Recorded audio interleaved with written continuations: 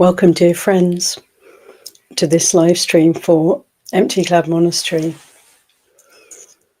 I'd like to begin as usual by paying homage to our teacher, the Buddha, and also homage to the Sangha. Namo tassa bhagavato arahato samma sambuddhassa. Namo tassa bhagavato arahato samma sambuddhassa. Namo tassa bhagavato arahato samma sambuddhassa. Supatipanno bhagavato sāvaka sangho. Ujupatipanno bhagavato sāvaka sangho. Yaya patipanno bhagavato sāvaka sangho. Samichi patipanno bhagavato sāvaka sangho. Yadidam chattari purisa yugani yata purisa purgala. Esa bhagavato sāvaka sangho.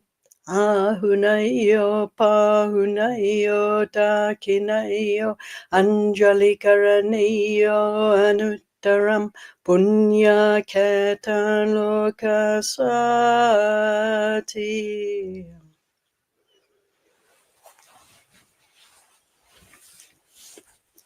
Welcome again, dear friends. Happy Sangha Day. Today is Magha Puja. It's the third full moon of the lunar year. It is the celebration of the fourfold Sangha, Magha Puja Day. And this is a day that commemorates a special time during the lifetime of the Buddha, as many of you will know. When the Buddha had a spontaneous meeting, there was a spontaneous gathering of 1,250 arahants, all of whom had been ordained by the Buddha. It was early in the Buddha's dispensation. There were 1,000 arahants from Gaya and many other arahants who had been taught by the Buddha himself, lived in this region, and they all gathered spontaneously at a bamboo grove in Rajagaha, what's now known as Rajgir. And this bamboo grove was a park that was given to the Sangha by King Bimbisara of that region. And so this incredible gathering happened on the full moon of February, nearly 2,600 years ago. And on this occasion, the Buddha gave some teachings known as the Ovada Patimokkha, which we still recite today. And this was recited back in the time of the Buddha for the first 20 years or so of the Buddha's dispensation, as the way in which the Sangha would come together. The monastic Sangha would come together and recite this Ovada Patimokkha as their guideline, as their way of life.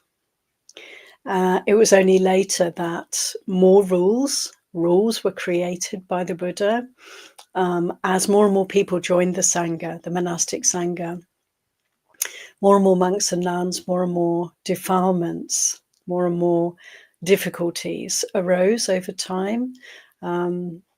People struggled in different ways, and so the Buddha had to create Vinaya rules to help the monastics to live a pure life.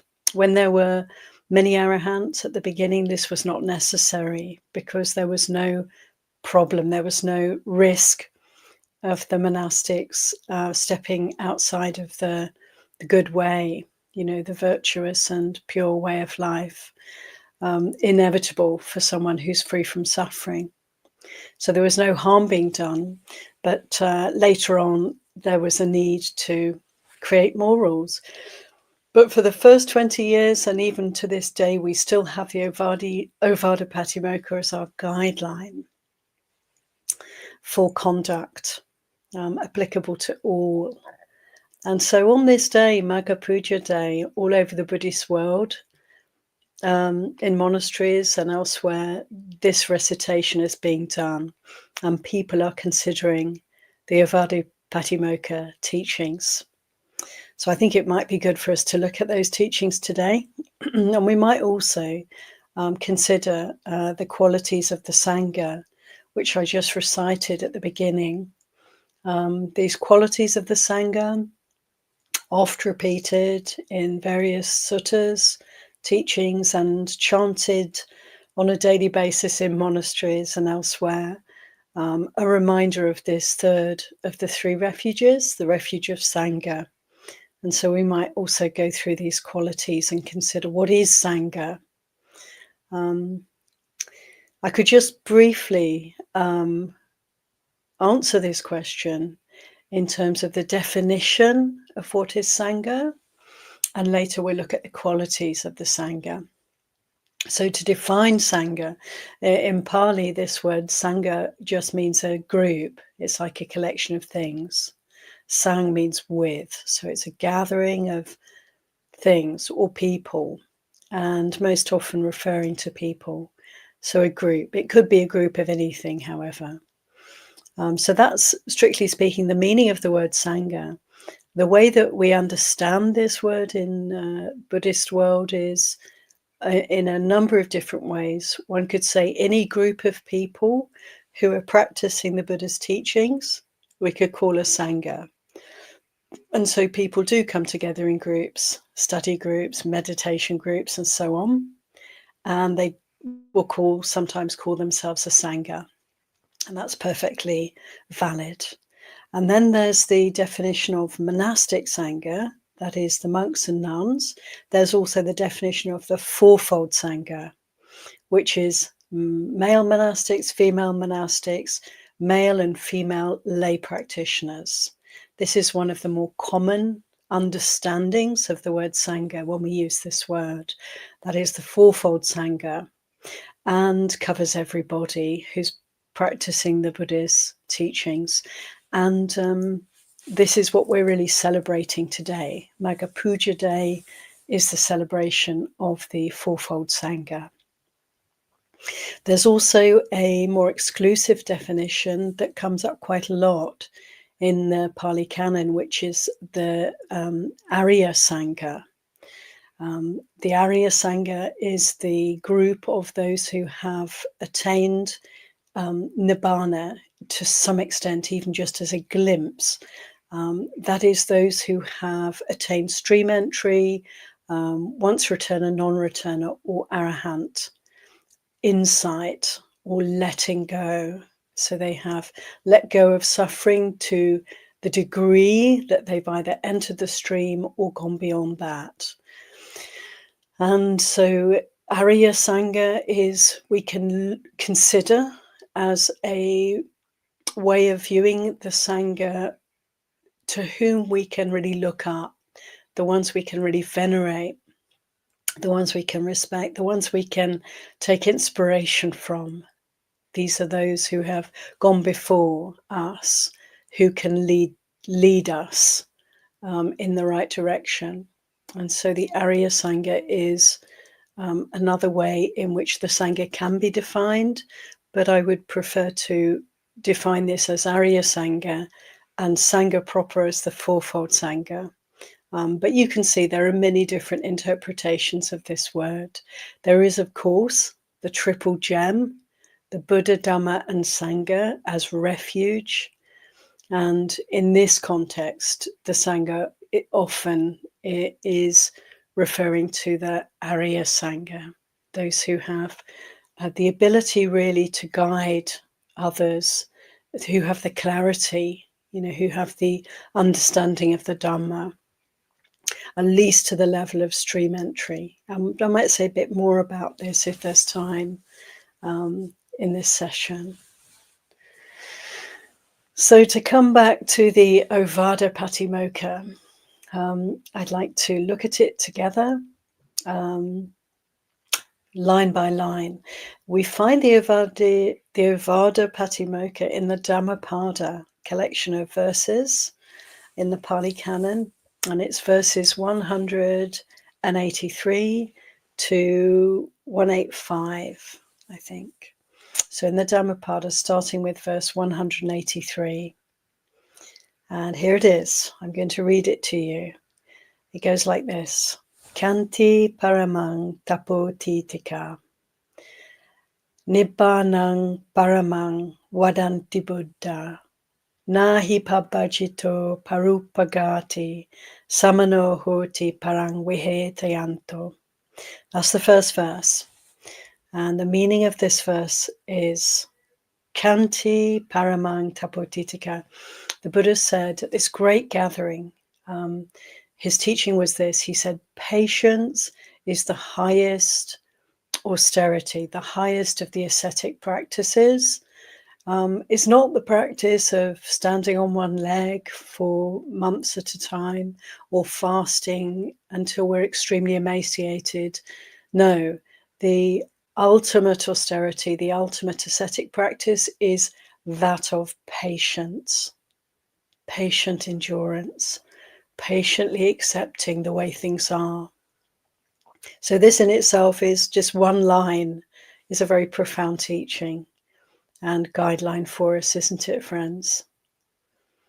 Patience is the highest ascetic practice. Can we develop in this way? Can we develop patience? The willingness to be with the way things are without any thought or movement or inclination towards wanting things to be any different, towards wanting things to end. Patience is a beautiful quality, so gentle, so loving, so accepting. Can we manifest this in our relationships and in our attitude towards this body and mind?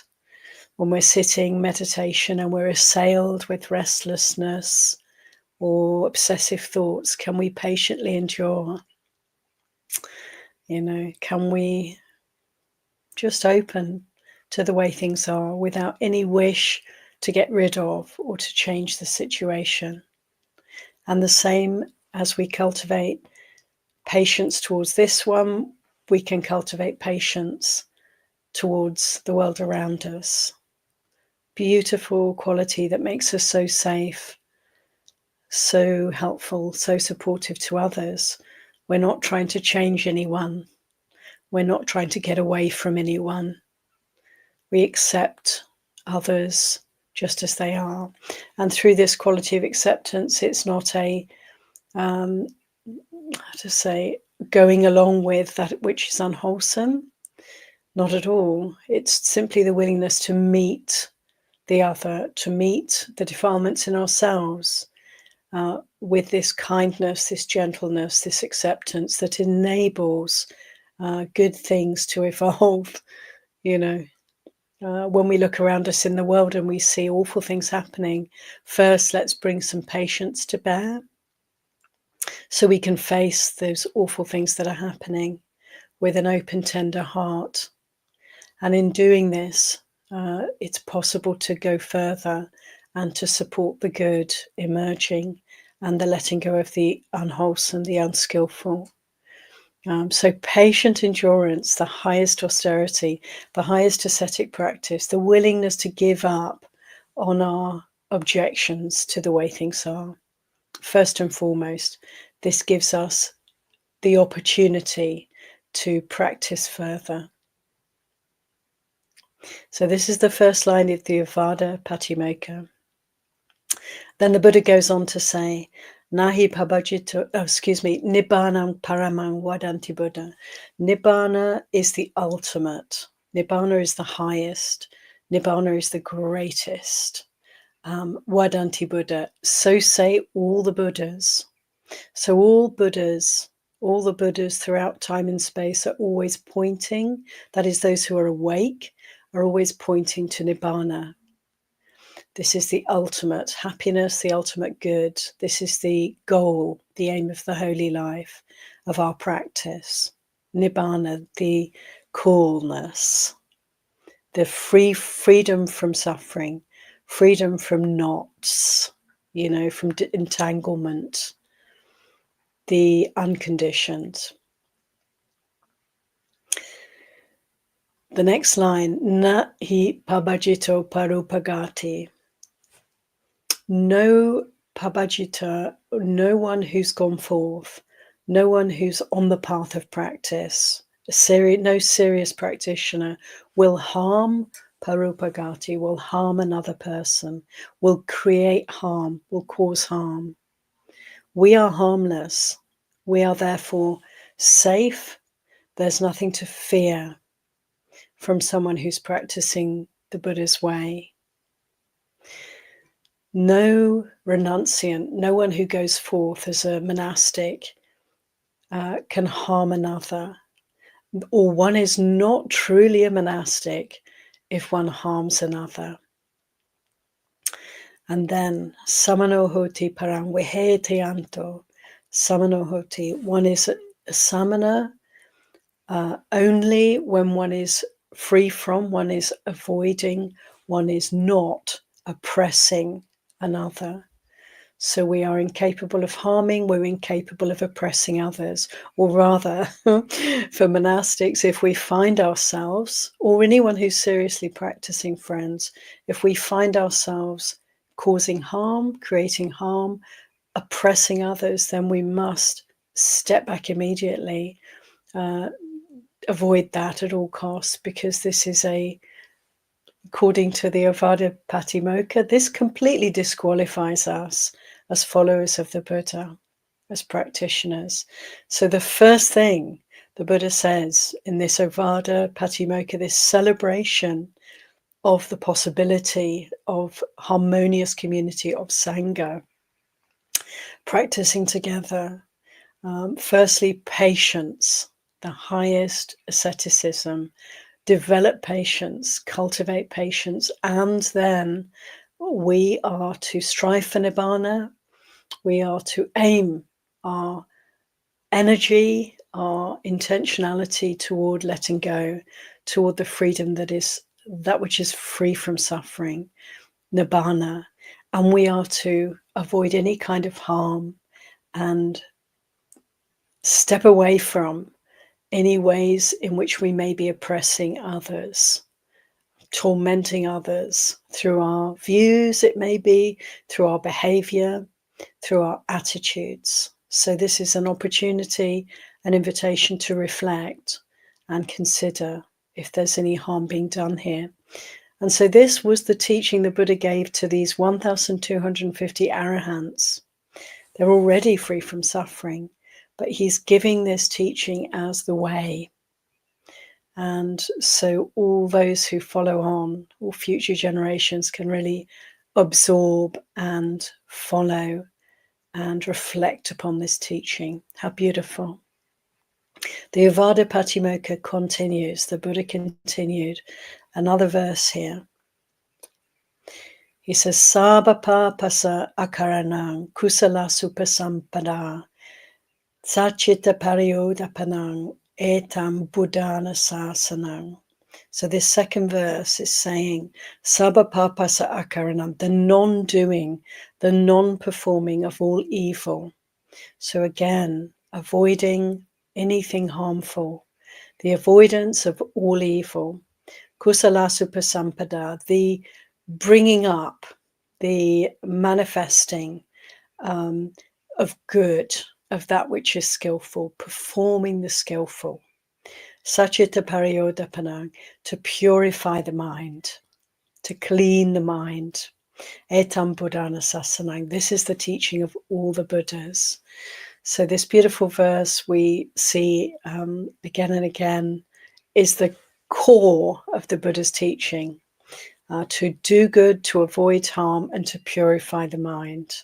This is the teaching of all the Buddhas. You often see this quote framed in pictures in temples, in monasteries, because it says it all. This is our work. This is our joy. This is the path of practice. First, avoid harm, then do the good, incline towards the good, and purify the heart through our meditation practice. We get to clean up, we get to scour around And in the process of doing good and avoiding harm, we set the conditions whereby we can kind of review our karmic stream. We can see the inclinations that we have, the conditioning that we have, and we can strive to clean it up. So the inclinations we may have towards harm, we've stopped performing harm, we've stopped doing unskillful things, but we may still have those inclinations in the heart, in the mind. Not to make a problem of that, we can endure with patience the uprising of defilements, and through not acting on them, through observing, through understanding the suffering there, we get to clean up, to purify our hearts and minds through this practice. And the Ovada Patimokkha continues with one more verse. Anupawado anupagato patimokkhe chasangwaro matanyuta cha patasming patan chasayanasanam adichitte cha ayogo etam buddhana sasananti. So more guidance here from the Buddha. Anupawado, avoid or just do not revile or put down others. No harmful speech. Anupagato, to avoid, again, injuring others, to avoid hurting others, even hurting their feelings, even making them feel uncomfortable, even shaming others, frightening others. Can we be very vigilant and look out for any ways in which we create unease in those around us, to avoid these things? Patimokkhe cha sangwaro, to act with restraint, samvara, to rein in our energy, restrained by the Patimokkha, restrained by this very teaching. Let this teaching be our container. For the monastics, as I said later on, many rules came about to guide us and protect us around our behavior, speech, and even the ways in which we think, due to misdemeanors that happened, various monastics doing unskillful things later on in the Buddha's lifetime. So we now have the Vinaya rules that keep us in check. And so for the monastics, this also applies, to be restrained by the Dhamma Vinaya, by the rules that we keep. In this case, restraint by this Patimokkha, the Ovada Patimokkha. So to be restrained in line with the monastic code, whatever it is that we have. Matanyata jabatasming, moderation in eating, getting the right measure of the food. This is the Buddha's advice. Get the right measure of the food, and patancha sayanasanam. Find a place to dwell that is secluded, to give ourselves the gift of seclusion, to allow ourselves time alone whenever possible, so we can investigate this mind and body.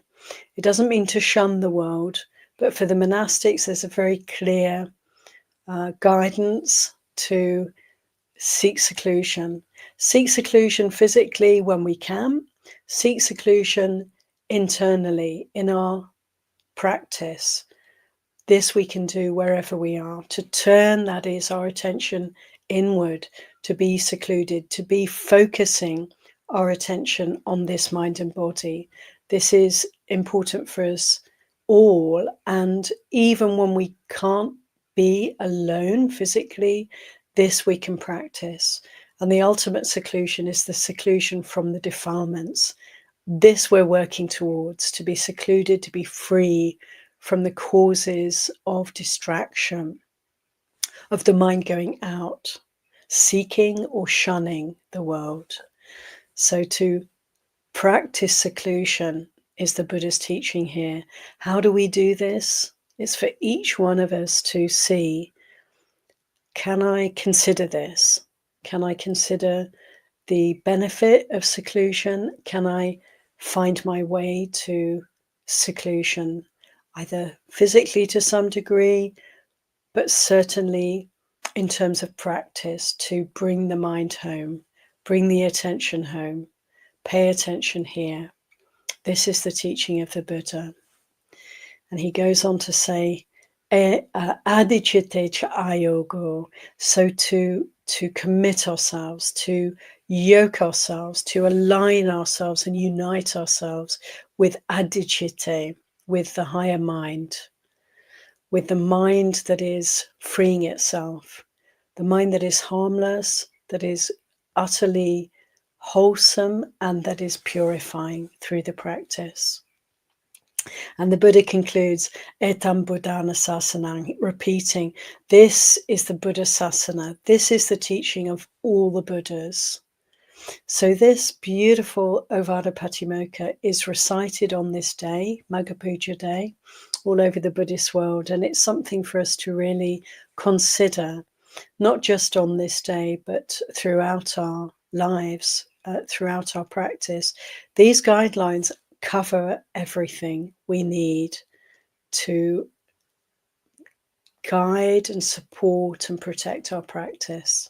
So I recommend, please, to look at them again. Dhammapada verses 183 to 185, and just take in these teachings, particularly today, but something to put on the wall, to consider line by line, and to make much of these teachings. They're always applicable. And I personally find every time I come across the Avada Patimokkha, which is often, there's always something in there that I can sharpen, I can polish, I can consider humbly, and find ways to work towards improving, letting go, purifying. There's always something here for us. And remembering that the Buddha gave this teaching to a huge gathering of entirely composed of fully enlightened people. This is a teaching for every human being, for every being everywhere. So now I think it would be good to speak a little bit about the qualities of the Sangha. There are many teachings in the Pali Canon where the Buddha speaks about what is the Sangha? What is the Sangha? The group of those who are practicing the Buddha's teachings. What are the qualities? What defines these people? And one thing surely that defines the Sangha is harmony, is the harmlessness that enables us to be together without any disharmony, disunion, without any difficulties, arguments, disagreements. This is a defining quality of Sangha. I'm not saying that it's always like that for people who come together. As we know, it's not easy for people to come together and find common ground and blend in like milk and water with one another. It's often a work.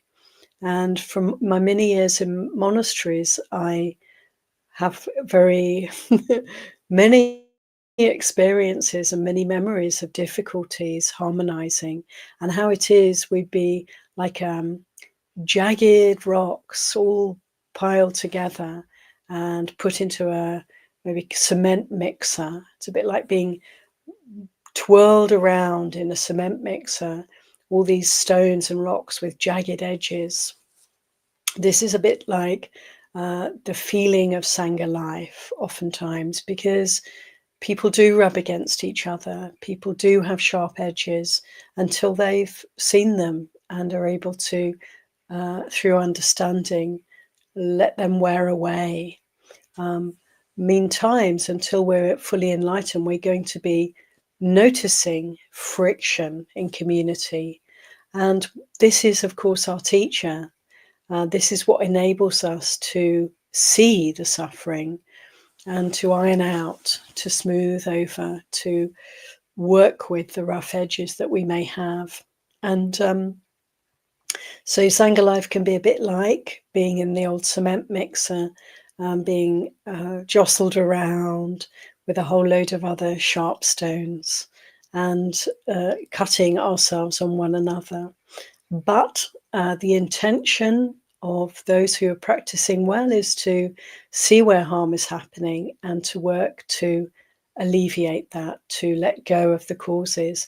And so we get to, through the difficulties, we get to learn how to harmonize, how to blend together, how to let go of one's own wishes and opinions and ideas, and to open to those of the others, and to consider that they have as much importance, even to let those other ways of seeing and doing things have more importance in our hearts and minds. That is to let go of our own views and opinions. I'm not talking about right and wrong. I'm not talking about skillful and unskillful, but there are so many nuances here, aren't there, friends? The ways we view things.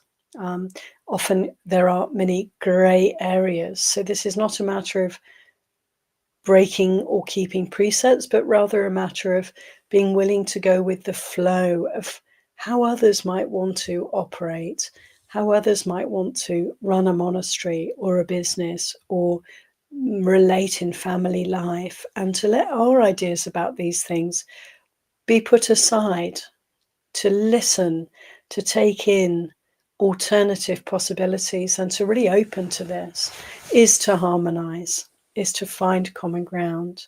So to listen, to be willing to let go of one's own opinions and views, and to make the leap of faith, just to step into another's reality and let that be okay. So there are many ways in which we can learn from one another how to let go of our cherished, views and conditionings, behaviors, ways of thinking and being. So these are qualities of Sangha, and Sangha life is a great melting pot. It's a great opportunity to learn from others and to figure out, to feel out through often a lot of suffering and a lot of letting go, to come to be a person who is peaceful, who has no jagged edges, who has no strong views and opinions, who can blend with others like milk and water. There's a very famous sutta in Majjhima Nikaya.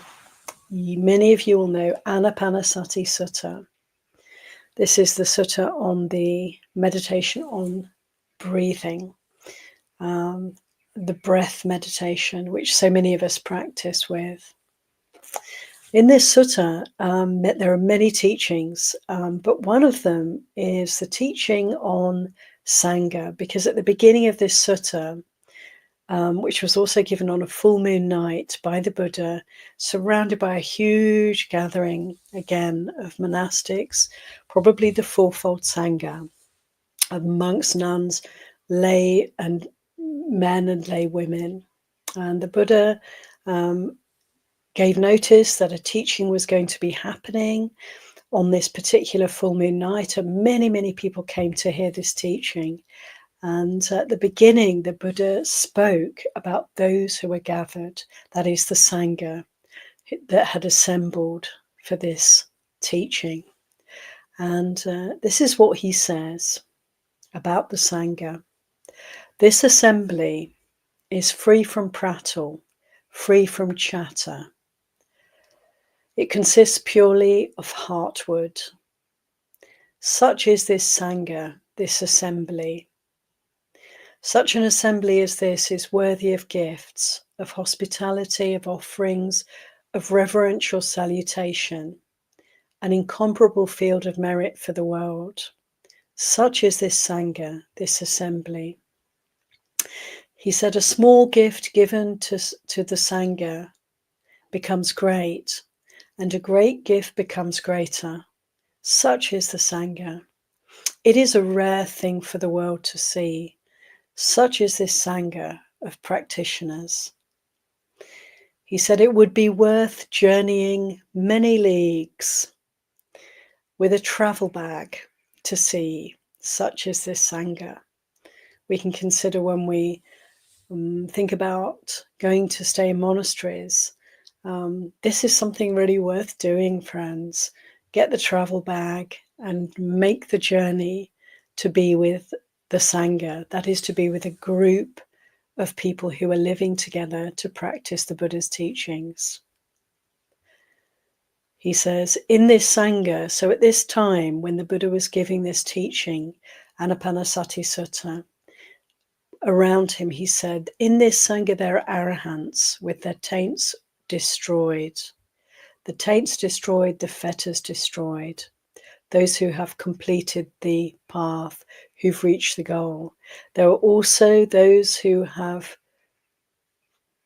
overcome the first 5 fetters. That is, non-returners. There are those who've overcome the first 3 fetters and greatly diminished the next 2 fetters of desire and aversion. These once returners. And there are those who've destroyed the 3 fetters, that is stream enterers, that is sotapanna, the 3 fetters of personality view, of doubt, and of attachment to rites and rituals. Also, in this Sangha, there are those who abide devoted to developing the 4 foundations of mindfulness, the 4 satipatthanas. This is the Sangha. And there are those who are devoted to the development of the Brahmaviharas, devoted to developing loving kindness, compassion, sympathetic joy, equanimity. This is the Sangha. Those who are devoted to developing right striving, developing energy on the path. Those who are developing the 5 faculties, faith, developing concentration, developing wisdom, developing insight on the path. There are those also abiding here, meditating on foulness, meditating on impermanence, meditating on the breath. So all of those people gathered were then covered by this description of Sangha. This is the fourfold Sangha, friends. Those who are attained to some degree, those who are striving on the path, those who are practicing the Buddha's teachings on meditation, on meditation in whatever way they choose to meditate. All of these are included in the Sangha. So that is interesting to take in. What is this definition of the Sangha here? It is the fourfold Sangha. Monks, nuns, laymen, laywomen, but it's also anyone who's practicing the Buddha's teachings. So the Buddha, in this sutta, Anapanasati Sutta, the Buddha mentions the qualities of the Sangha. There's so much more I could say, but I think I'm going to focus on looking at these qualities of the Sangha. I chanted at the beginning this refrain from the puja, morning and evening pujas, chanted all over the Buddhist world. So let's look at these qualities of the Sangha.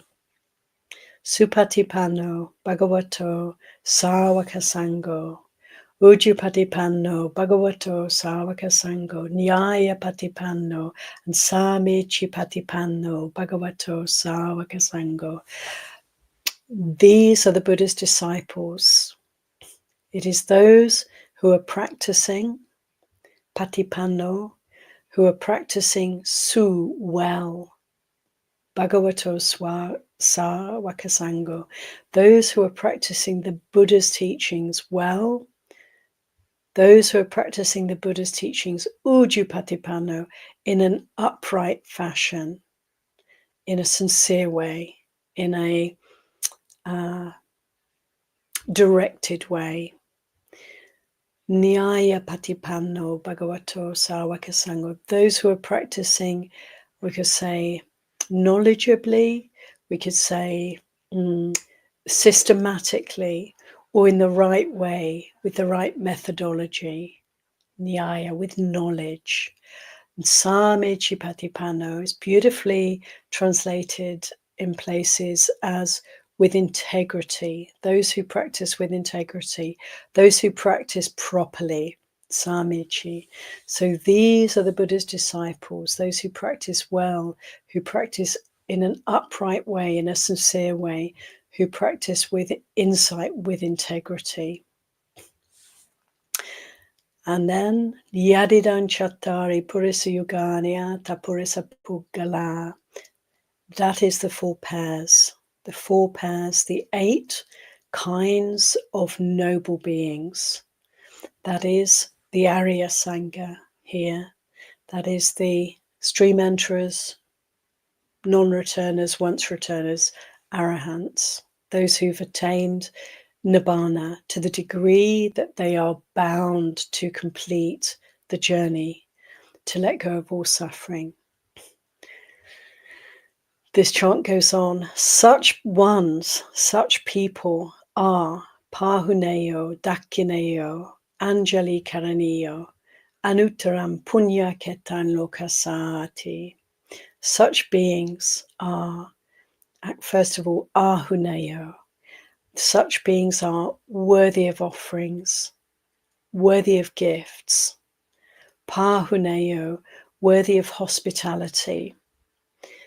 They are Dakineo, worthy of donations, of offerings, of religious kind of homage. And Anjali Karanio, worthy of Anjali, worthy of a reverential salutation, respectful greeting, of respect. Anuttarang Punya Ketang Lokasati. So these ones, this is the Arya Sangha, the noble disciples. They are supreme, Anuttara, they're the highest, the best of humans. Punya Ketang, they are a field, a Keta is a field of punya, of merit, of goodness. They are an unsurpassed field of merit, Lokasati, for the world. So this chant, paying homage to the Sangha, is to acknowledge the qualities of the Arya Sangha, of the noble disciples of the Buddha, those who are practicing in a well-directed way, who are surely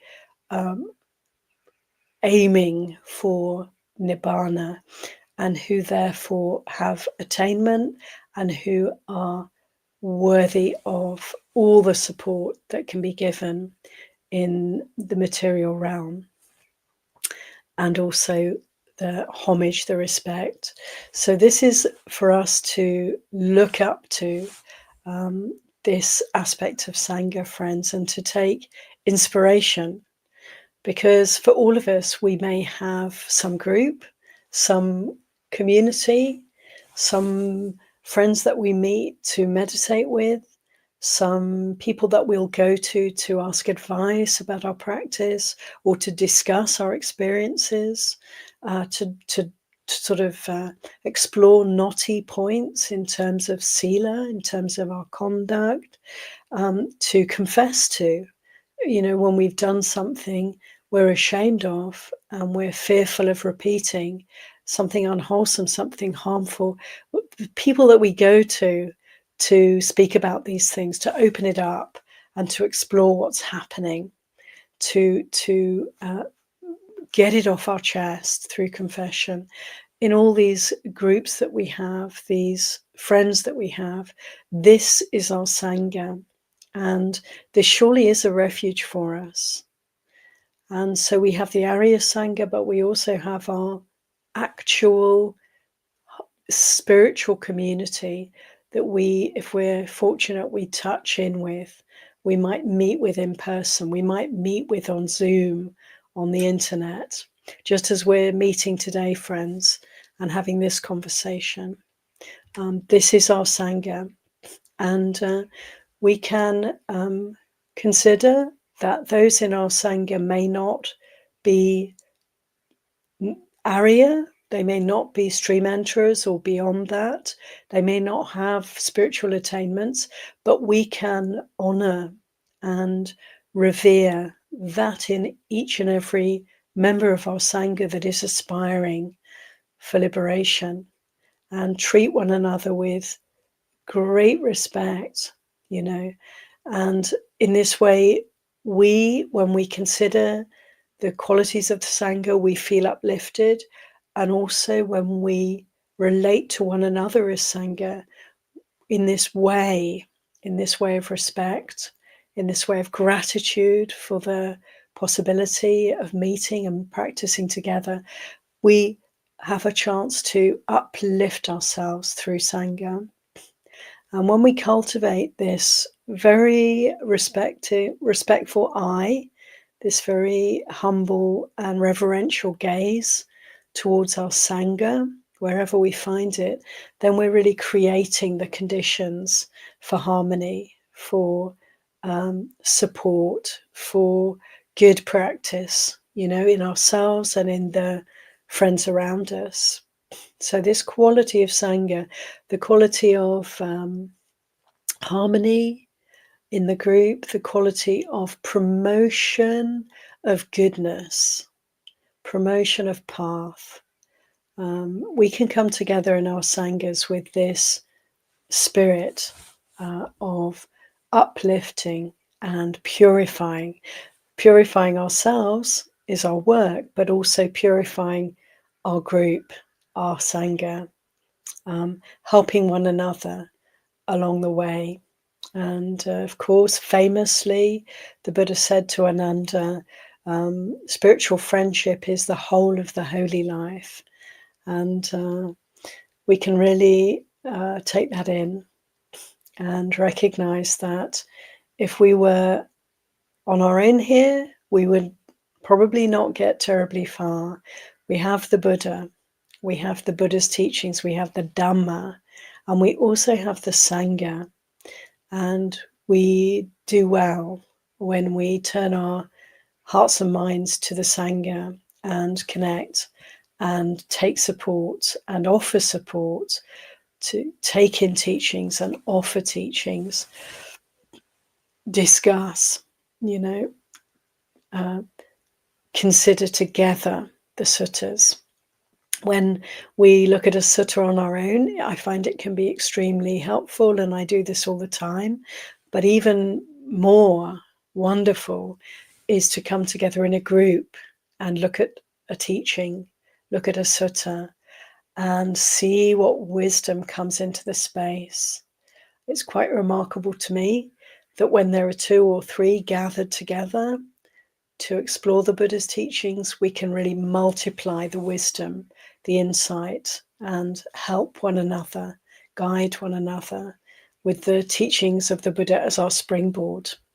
And so these qualities of Sangha, when we recite the Sangha as refuge, can seem very high and in a way distant for us. How many stream enterers do I know? How many non-returners, sakadagamis, anagamis? How many arahants do I know?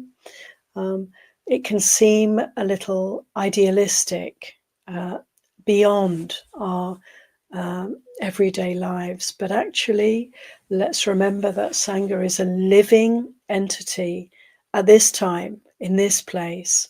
And we want to seek in one another the great potential that every one of us has for liberation, and to help one another to make that, bring that to fruition. Ayya. So thank you for your patient listening. Please look at the suggested reading that I put in the chat, because there's a whole lot of wonderful suttas there that really describe and discuss the qualities of Sangha to a greater degree. And there's a lot of wonderful inspiration there. So if you can jot down those suttas and have a look at them, that would be very good. It's an invitation. And just looking through the chat now, and thank you, friends, for your kind attention. It's good to see your familiar names. I don't see any questions. I see a happy Sangha Day to you. Thank you, Madeline. And the same to you all. from us both. A very happy Sangha day. It's a good day if there's an opportunity to tune into the Sangha. I myself have a meeting straight after this session with bhikkhunis scattered all over the world. We come together every fortnight, every full moon and every new moon, to hear some teachings and to be together as Sangha.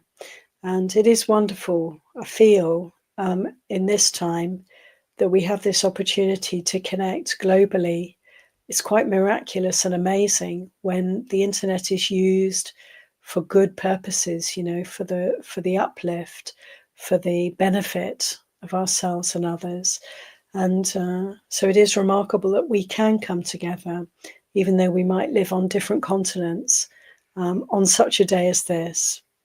And so this is a good day to consider the community aspect of our practice, of our what can sometimes feel like difficult struggle, you know, with meditation that doesn't always feel as if it's going so well, with the mind that can be very rebellious, throwing up all sorts of thoughts we may not approve of or want to be associated with.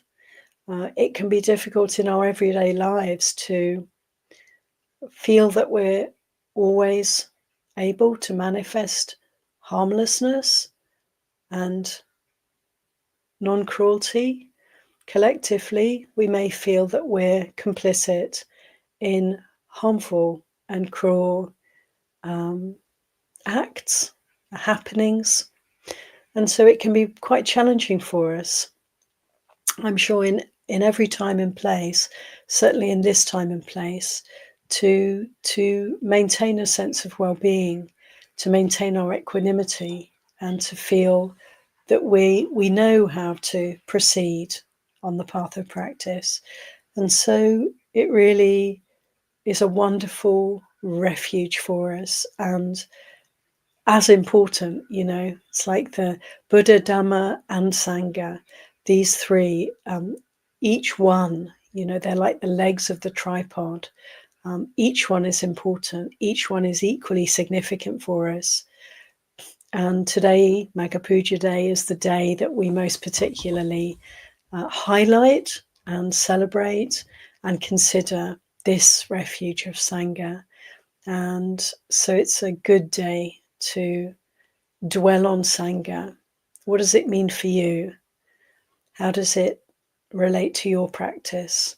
Where are your spiritual friends? Do you have spiritual friends? And if not, where do you seek them? And I'm very happy for everybody here right now on this live stream that you, of course, do have spiritual friends right here. We know that we're in a group right now. And just to consider, to feel out, to notice, how is that? What is the benefit of that?